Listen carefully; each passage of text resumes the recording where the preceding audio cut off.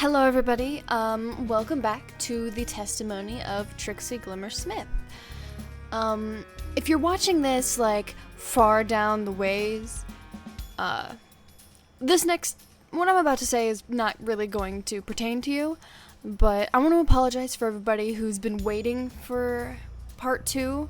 The timings, the times where I can record are very dependent on the people in my house, and their schedules have been altering and changing, and there's been holidays and graduation parties and stuff, so I haven't been able to record as much as I would have liked to.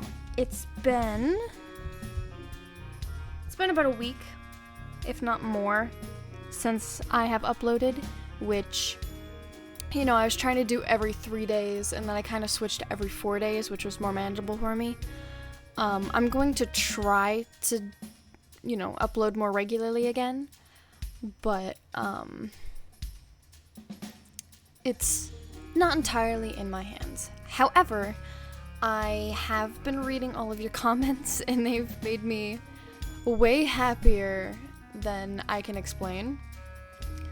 It gave me a bunch of warm fuzzies in my soul. But so I suppose let's wait no longer and get on back into the game, eh? Oh, so in the last episode, we met a bunch of characters. We met Greg, who ran a bakery, and I'm pretty sure he was a sugar glider. We met a deer.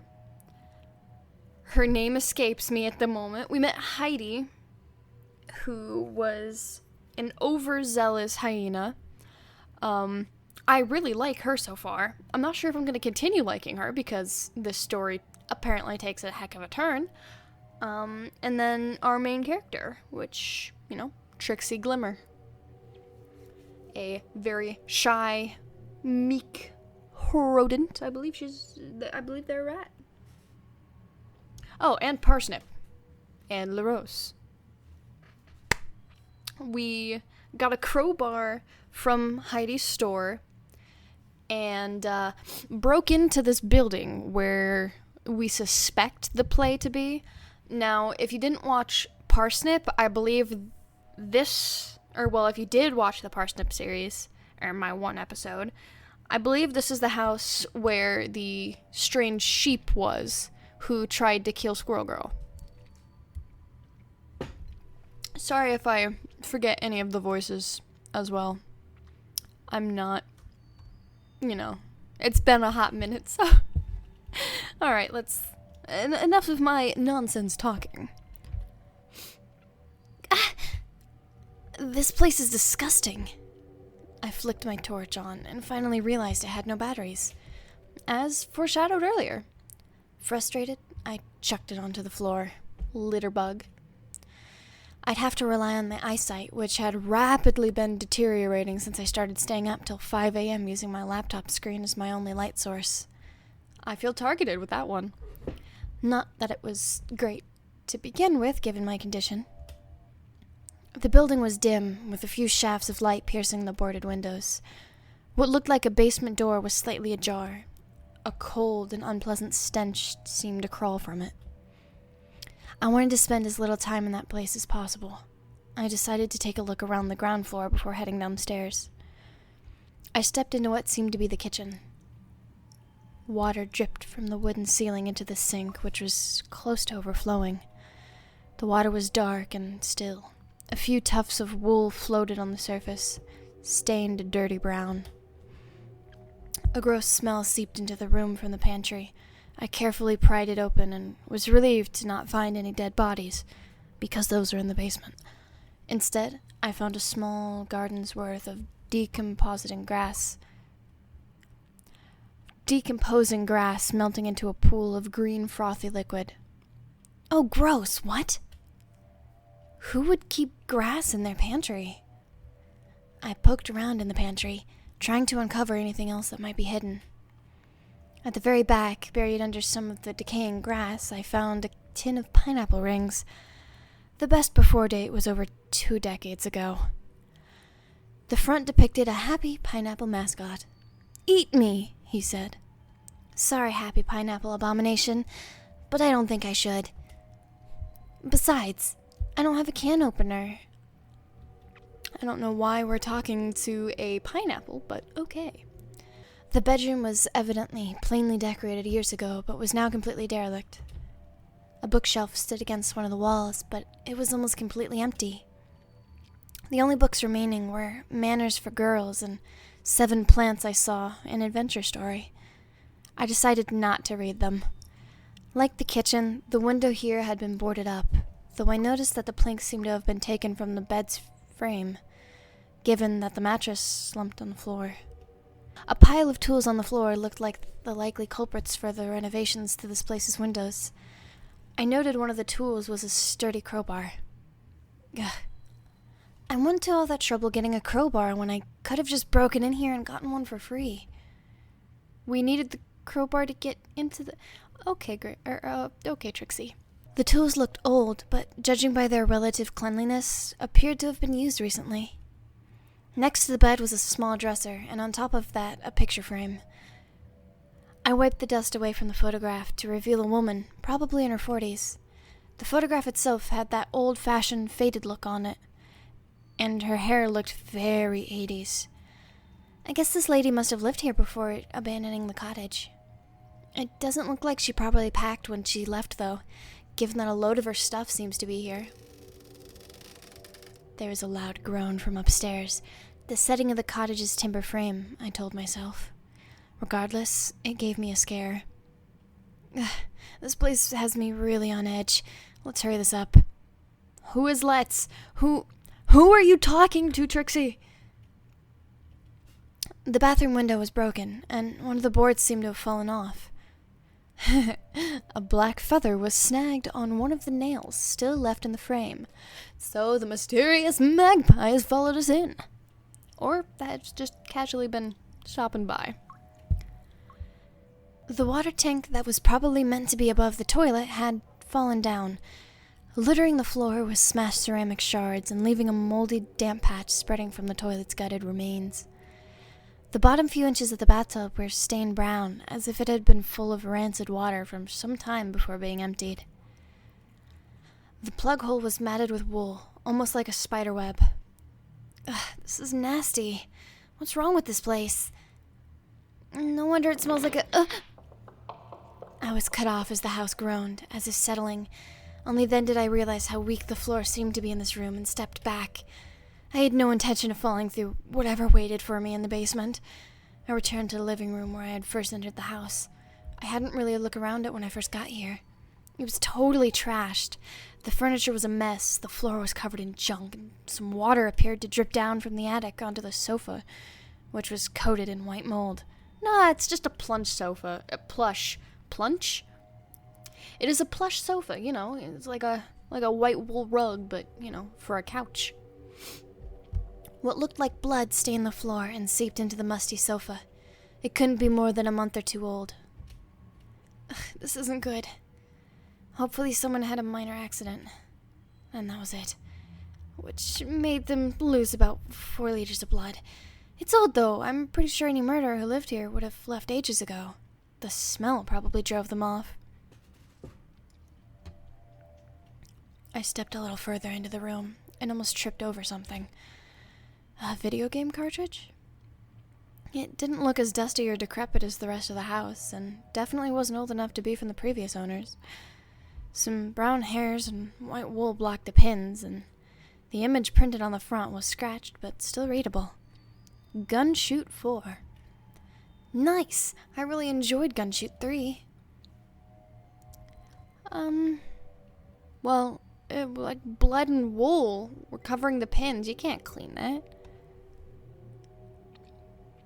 Leave that. The cartridge looked kind of sticky and nasty, and this cottage wasn't exactly clean. I decided to leave it there and avoid the potential tinnitus. On the ceiling, a small trapdoor led to the attic, but there didn't seem to be any way up to it. I only now noticed the harsh carvings had been dug into the wall and inlaid with golden paint. Oh, good. The yellow eyes. Those are great. Dozens of identical eyes had been watching me. I found myself drawn to them. The house suddenly shuddered and I almost collapsed. I regained my footing. Thankfully, the house had remained standing. I turned away from the drawings, deciding to avoid them for now. There didn't seem to be much more to see on the ground floor, and I still hadn't found that book. There was only one thing for it. I'd have to go into the dark, dingy basement. I forced the door open on its rusted hinges and made my way down the stone stairs. The decaying air grew worse with each step. This better not take long. The air in this place is probably cutting years off my life. Oh, good. The squirrels, Mr. and Mrs. At least they're together. Ha ha. Mysterious magpie feathers. Ha. The stairs emerged into a large basement, almost as big as the entire ground floor. My eyes were immediately drawn to the horrific scene at the center of the room. What is this? Are those... Two skulls were positioned around the chipped remains of some kind of symbol attached to the floor. It's the same eye. What do you mean? The skull's hollow eyes stared right at me. I stepped away from the grisly scene in shock, thankfully not tripping in the process. But then I blinked and realized the skulls were facing away from me. My eyes must have been playing tricks. Oh, this is messed up. I better look around quickly. I really don't want to stay here much longer. After a closer examination, it was clear the skulls belonged to a pair of squirrels. Oh gosh. So much for Rillo's Pacific Cruise theory. These both seem adult-sized though, which means the girl is missing. Hopefully I don't find her here. The skulls were undamaged, with no indication of how their owners may have died. Strangely, I don't recall having seen any other bones around the cottage. I decided to leave them to the rest. Not that I'd been brave enough to do anything other than nervously stare at them from a distance anyway. With the most obvious thing in the room thoroughly examined, I looked at the rest of the basement. This whole room looked like something from one of those trashy horror stories I'd read. It was uncanny. Part of me hoped this was just the setting of a really well-decorated LARP, but I felt pretty sure that was wishful thinking. The basement was littered with black and white feathers. It looked like a bird had been in a fight, but with who? Probably the most out-of-place thing in this murder basement was the small collection of dry cake crumbs scattered across the floor. Despite there only being a slither of cake left, I felt my stomach tighten. A deep and primal part of me knew it was a bad cake. Hello, music. Nice of you to join us. I felt sick even looking at it, and I knew it wasn't the air. It was a wrong cake. I took a closer look at the symbol. It was etched into the stone with some kind of music? Why was the music just, like, there? What? Okay. I took a closer look at the symbol. It was etched into the stone with some kind of tool, gilded with golden paint. It depicted one of the eyes I had seen painted upstairs. It was no less unnerving here, especially given the rest of the room. I think it's time to get out of here. Okay. So, I know so far it looks like I spent all week running errands and stuff, but trust me, I have my reasons, as I hope you will soon agree. This is where things got a little hard to recall, but I'll do my best in the interest of proving why I'm going to need a few weeks extra to finish my coursework. Thanks for reading this far, by the way. Faculty admin team, I appreciate it. Thanks. There was a loud screech and the cottage above me started to shake and creak. I heard a long groan as the basement door shut. The cottage continued to shudder. I could hear furniture topple over and slam against the walls above me. I need to get out of here. Oh. Before I could make a move, whips of golden mist curled around the two skulls. Oh. They jerked around to face me before lifting off the ground as if pulled by puppet strings. No! The floating bones remained motionless in the air, their eye sockets boring deep into me. Stolen, released, beyond betrayal, cloud, waves, Carcosa. The skulls called into my mind, a rasping voice that felt as if it is coming from within my own thoughts. Upstairs, the cottage continued to shake, the sound drowning out even my breathing, but the voice remained clear. The rabbit betrayal, hell blue, starlight, Carcosa. Carcosa, the dread city trapped forever under the red sky. The setting of the King in Yellow, that much I knew. If the play was anywhere, it would be here, but that was hardly at the forefront of my mind at this point. The spire, broken body, Carcosa. What are you?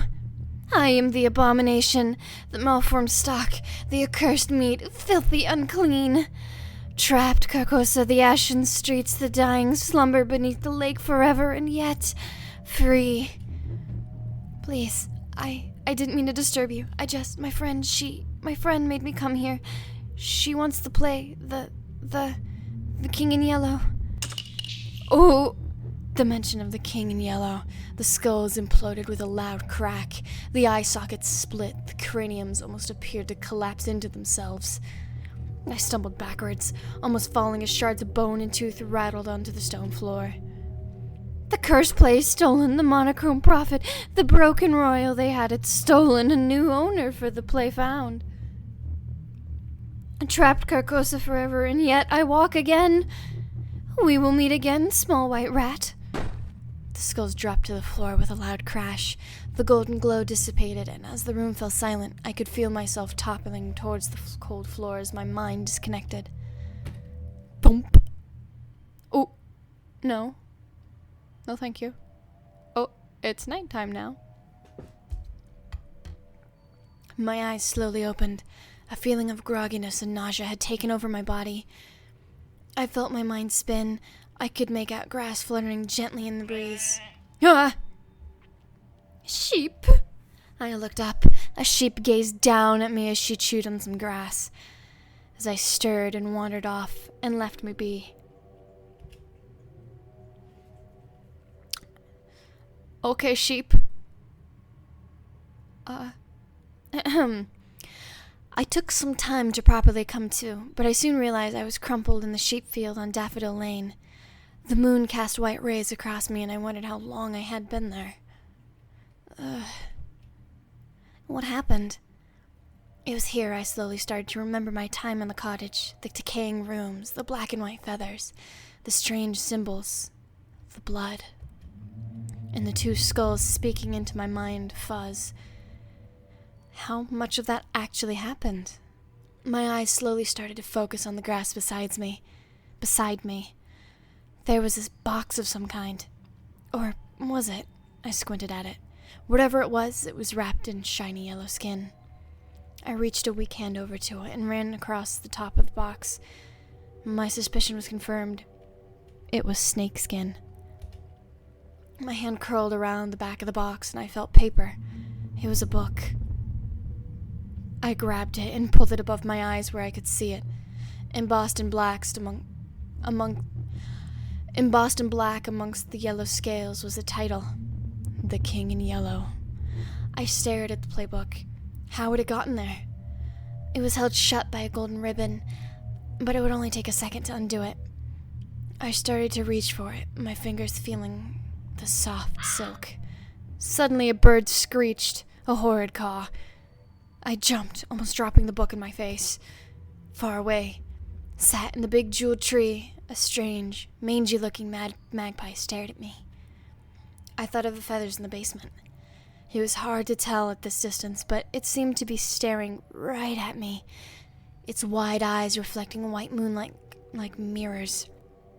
I was about to shout over at it, but it took off and flopped away into the darkness of night. I lay in the field a while longer and watched the woolly sheep munch on the grass. The King in Yellow held tightly against my chest. Eventually, I managed to pull myself up and started the long trek back to my room. The cereal. And panties. I messaged Nikita. Nikita, that's the name of the deer. Nikita. Okay. I messaged Nikita and told her to meet me in the morning. She was still awake, presumably working on her campaign. She seemed pretty set on retrieving the king in yellow right then, but when I told her I wasn't going to get back out of bed, she begrudgingly agreed to wait. I shoved the plan in my bag and turned my phone off, eventually settling into a disturbed sleep. My dreams were dark and confused. I stood with Heidi in darkness. She stared ahead into the bleak emptiness. A hooded figure in a red cloak approached, their face hidden behind a white mask. They stood in front of us before reaching for their face, pulling the mask away to reveal myself. They smiled at me before crumpling to the floor as if thrown by some invisible force, their body twisted and broken. Where my doppelganger stood was a new figure, also cloaked. Underneath its hood was the face of a creature I couldn't describe. It was shrouded in darkness, but exuded wrongness. The figure's eyes seemed to glow yellow as they started to grin cruelly. The light of their eyes quickly drowned out the darkness. The scene collapsed into itself, and I stood in the abandoned basement. I saw myself as a skeleton, a golden glow surrounding me as I turned to dust and cackled maniacally. The horrible, dirty bird looked down at me from the top of a withered tree with branches like tangled thorns. It opened its beak to caw at me, but no sound came out. The bird broke into wisps of cloud vapor and dissolved into the dark night. I looked down, and my hands was the King of Yellow. The bird's caw finally sounded, and I looked up. Where was once the tree was now a misty shoreline. In front of me was a spire of gleaming ivory, but before my eyes I saw it rot and decay. Behind the terrible city rose a great moon. Mist dripped from it as emerged from a lake of cloud. The black stars of the Hyades hang above me, pinpricks of oil on the red sky. Watching me from across leagues of rolling white waves stood the solitary figure of the King in Yellow. He seemed to travel towards me, closer and closer, as his tattered wrappings flapped in the wind. His long, bony arms stretched to remove the pallid mask, and I knew I had found myself on the path into a truly terrible fate. I woke up. It was 9 a.m., several hours earlier than I would normally wake up, but after that nightmare, I was glad to be conscious. Nikita liked to tell me off for waking up late, so I assumed she wouldn't be expecting me awake for a few hours. My head still felt stuffy, so I decided to walk around the university grounds and get some air. It was a pleasant morning. A gentle wind blew softly on my weary eyes, a welcome break from the heat wave. Still, it seemed like it was going to be another warm summer day. Unfortunate. Nikita is your future. Prepare for it. What is she holding? Is she holding the King in Yellow? That's weird. And honestly ominous. I don't think we should give her the play. It was the last thing I needed with my albinism. I'd have to put a lot of sun shampoo on my fur. The Unicampus was really nice, albeit a little old-fashioned. It looked like somewhere that would be haunted, and actually was, albeit only by the occasional gaunt-looking PhD student. Not that I was complaining. Whether my experience in the basement was real or not, I'd had quite enough of ghosts for now. I walked past the old clock tower. It would have looked a lot more impressive if it wasn't broken. I don't know why you don't replace it with a digital one or something, although obviously I'm aware that it isn't really your department. That was an attack on you, faculty admins. Below that was an old statue of the university's founder, P.H. Lovecraft. Hold on. Is that supposed to be Lovecraft? H.P. Lovecraft? It is. It's okay. He was he was a specious dickhead, but now he's just dead. Yeah, that's Lovecraft.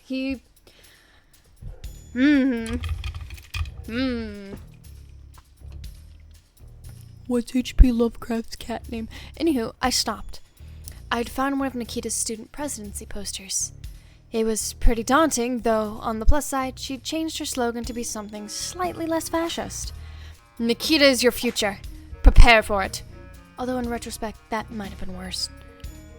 There was a box of leaflets under it. Nikita was certainly prepared for next year's election. It was almost a shame the caretakers would probably take this stuff down by next week. I kind of wanted to take a look at one of the leaflets, if just out of morbid curiosity.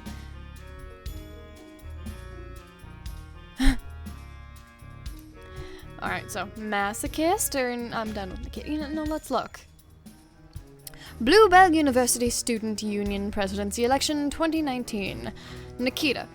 A manifesto for a stronger world. No, Nikita. Bluebell University, once the ninth highest rated university in the country, now a decaying, ruined institution sitting at a lowly 11th. Its student body has become lazy, undisciplined, and led astray by bad leadership, poor facilities, and social societies. But I shall change this. I shall make us strong. Who am I? I'm Nikita. I am the top student on the Regional History and Cultural Studies course here at our prestigious university.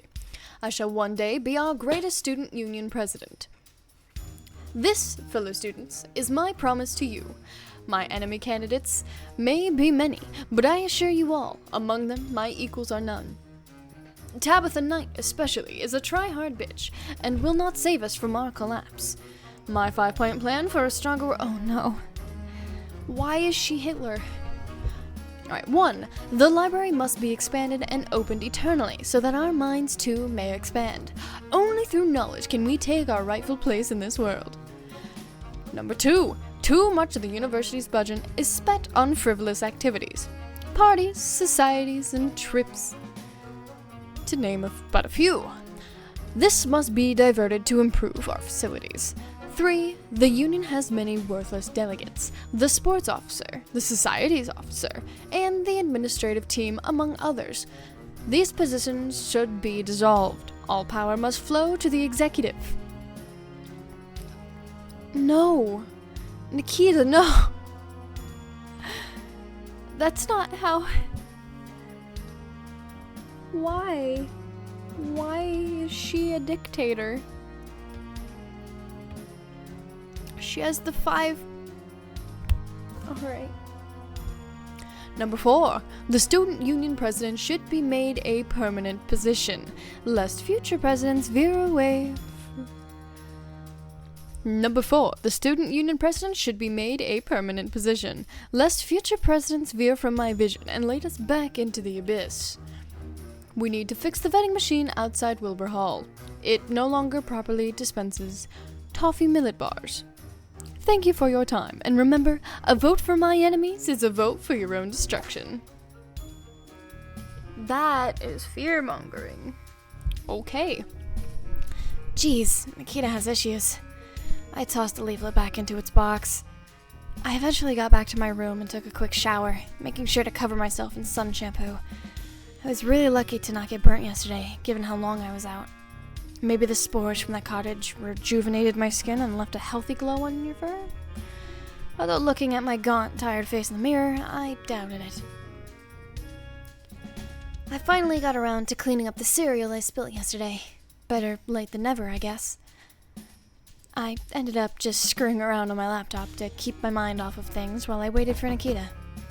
There was a sudden knock at my door. And that's where we shall leave it.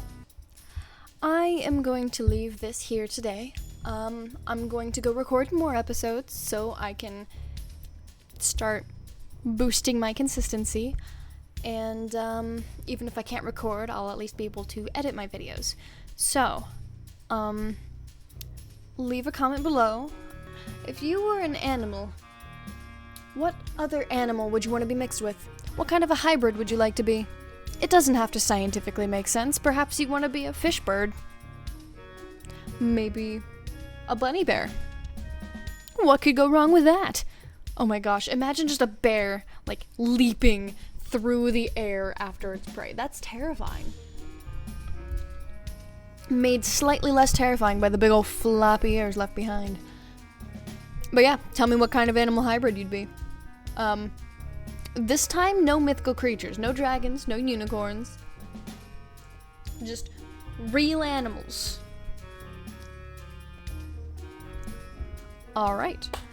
I will see you in the next one. See you then!